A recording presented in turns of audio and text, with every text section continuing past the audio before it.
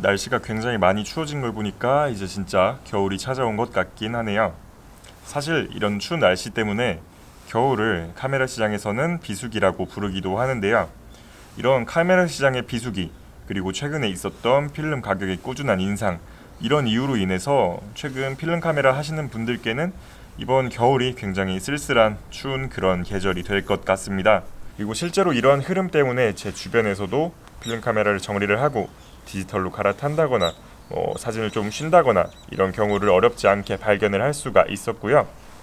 그래서 사실 이것 때문에 저도 굉장히 많이 고민을 했었는데요. 제가 고민 끝에 내린 결론으로는 필름 가격이 어느 정도 안정이 될 때까지는 디지털을 함께 병행하면서 사진도 같이 찍고 콘텐츠도 제작하는 방향으로 생각을 해보았어요.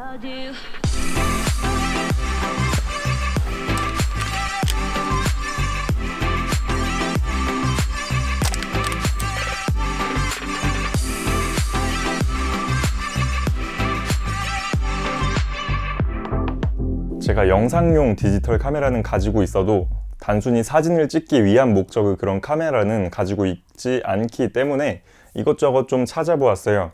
그리고 그렇게 찾아본 끝에 결정하게 된 카메라가 바로 여기 보이는 이 카메라, 후지필름의 X100S, X100S라는 카메라입니다. 이번 영상에서는 제가 이 카메라를 선택하게 된 이유, 그리고 약 한 달 동안 사용하면서 느꼈던 장점과 단점 같은 그런 사용 후기를 한번 담아보았습니다. 먼저 이 카메라의 선택 이유입니다. 제가 이 카메라를 선택할 때 가장 눈여겨봤던 점은 이 카메라의 디자인이에요. 이렇게 보시면 아실 수 있는 것처럼 이 카메라는 필름 카메라 시절의 RF 카메라 스타일을 그대로 이어받았어요.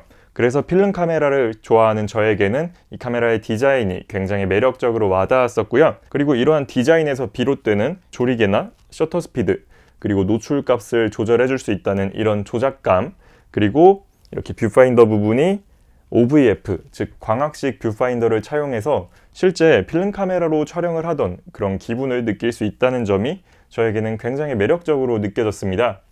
이 OVF 라는 개념에 대해 간단하게 말씀을 드릴게요. 사실 이건 설명을 딱히 드릴 것도 없이 영상을 이렇게 보시면 이해를 하실 수가 있으실 텐데, 예전 필름 카메라 시절에 쓰던 방법이나 아니면 SLR에서 사용하던 이런 유리를 통해 직접 상을 바라보는 방식을 OVF, 즉 광학식 뷰파인더라고 표현을 하고요. 이렇게 미러리스에서 확인할 수 있는 전자식 뷰파인더, 이 방법을 EVF라고 표현하곤 합니다. 그리고 또 한 가지 중요한 이유로는 가격 때문인데요. 이 카메라는 X100, X100S, T, F 이렇게 시간이 지나면서 후속작이 출시된 시리즈의 카메라예요. 그 중에서 제가 S, 이 카메라를 구매하게 된 이유는 후속작으로 갈수록 그 가격이 차이가 나기 때문에 저에게 있어서 가격적, 성능적으로 타협을 본 카메라가 바로 이 X100S 카메라였습니다. 다음으로는 사용 후기에 대해 말씀드릴게요. 그 중에서 장점을 먼저 말씀드리자면 첫 번째로는 후지필름의 뛰어난 JPEG 색감을 들 수가 있겠습니다. 후지필름은 필름 시뮬레이션이라는 자체의 이런 색감을 가지고 있는데요. 이 필름 시뮬레이션이라는 기능은 프로비아, 벨비아, 아스티아와 같은 필름 색감부터 다양한 종류의 흑백 색감까지도 표현해낼 수 있는 그런 기능이라고 할 수가 있겠는데요. 이 기능을 통해서 후지필름의 굉장히 좋은 색감을 경험해 볼 수가 있기 때문에 보정을 귀찮아하시는 분들에게는 이 기능이 굉장히 유용하게 느껴지실 것 같습니다. 두 번째로는 휴대성이 있습니다. 이 카메라는 크롭 센서 카메라임에도 불구하고 비교적 작은 크기를 가지고 있어요. 그리고 렌즈 일체형 카메라이다 보니까 휴대성이 굉장히 좋은 편에 속합니다. 이건 좀 연출된 장면이긴 하지만 이런 식으로 주머니가 큰 옷이 있다면 주머니에 넣어서 휴대하는 것도 충분히 가능하다고 생각을 하고요. 저는 카메라를 선택할 때 휴대성 같은 것도 중요시하기 때문에 이 부분은 저에게 장점으로 와닿았었네요. 세 번째 장점으로는 사진 찍는 재미가 있다는 점입니다. 이 카메라는 앞에서 설명해드렸던 것과 같이 OVF, 즉 광학식 뷰파인더와 손으로 조리개와 셔터 스피드를 직접 조절해야 한다는 조작감, 두 가지 요소를 갖추고 있기 때문에 사진 찍을 때 필름 카메라로 촬영하는 것과 같은 그런 재미를 느낄 수가 있었는데요. 사진 결과물도 물론 중요하겠지만 저처럼 사진 찍는 것 자체에서 재미를 느끼는 사람들에게는 이 부분이 큰 장점으로 작용을 할 수가 있겠네요. 다음으로는 단점 3가지를 말씀을 드릴게요. 첫 번째 단점으로는 제약이 많은 AF 성능입니다. 사실 이 카메라가 출시된 게 2013년이니까 벌써 꽤 많은 시간이 흘렀어요. 그래서 이 카메라를 구매할 때 이런 오토포커스 성능에 사실 큰 기대가 없긴 했었는데, 그래도 사용하다 보면 어두울 때나 조금 애매한 상황에서 오토포커스를 좀 잘 잡지 못할 때 약간 답답함이 느껴지긴 하더라고요. 이런 오토포커스와 같은 기계적 성능을 중요하게 생각하시는 분들은 이 카메라의 후속작을 한번 생각해 보시는 것도 좋을 것 같습니다. 두 번째 단점으로는 고정화각 카메라라는 점인데요.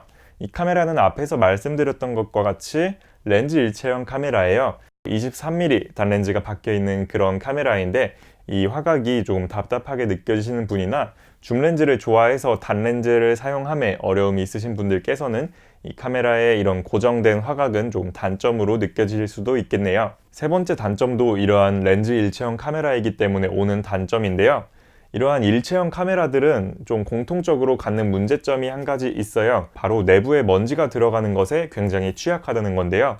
일반적인 저희가 아는 렌즈 교환식 카메라들 같은 경우에는 센서에 먼지가 붙었을 때 렌즈를 제거해주고 직접 먼지를 없애주는 그런 방법이 존재하는데, 이러한 일체형 카메라들은 내부에 먼지가 들어가게 된다면, 특히 센서에 먼지가 묻게 된다면 사진 결과물에도 영향이 생기는데 직접 해결할 수 있는 방법이 없어요. 일체형 카메라라서 편한 점도 있지만 이런 단점도 존재하게 되는 것 같습니다. 제가 한 달 정도 사용하면서 느꼈던 장단점은 이 정도가 있는 것 같아요. 사실 이러한 장단점 외에도 굉장히 기능도 많고 성능적으로도 꽤 쓸만한 카메라이기 때문에 저는 굉장히 만족하면서 사용했던 것 같고요. 최근에는 필름 카메라보다 더 자주 밖에 들고 다니면서 사진을 찍었던 것 같습니다. 사실 요즘 필름 시장 굴러가는 걸 보면 코다크 컬러 플러스가 5,000원을 넘어가고 다른 필름들도 줄줄이 가격 인상을 하고 있는데, 이러한 가격 인상이 언제까지 이어질지, 언제쯤 안정화가 될지 아무도 모르는 그런 불투명한 상황이 이어지는 것 같습니다. 이런 혼란스러운 상황 속에서 잠깐 쉬어가는 의미로 필름 대신 디지털 한번 들려보시는 건 어떨까요? 제가 오늘 준비한 영상은 여기까지고요. 다음 영상에서 더욱 알찬 정보, 재미난 영상과 함께 돌아오도록 하겠습니다. 오늘 영상도 마지막까지 시청해 주셔서 정말 감사드립니다.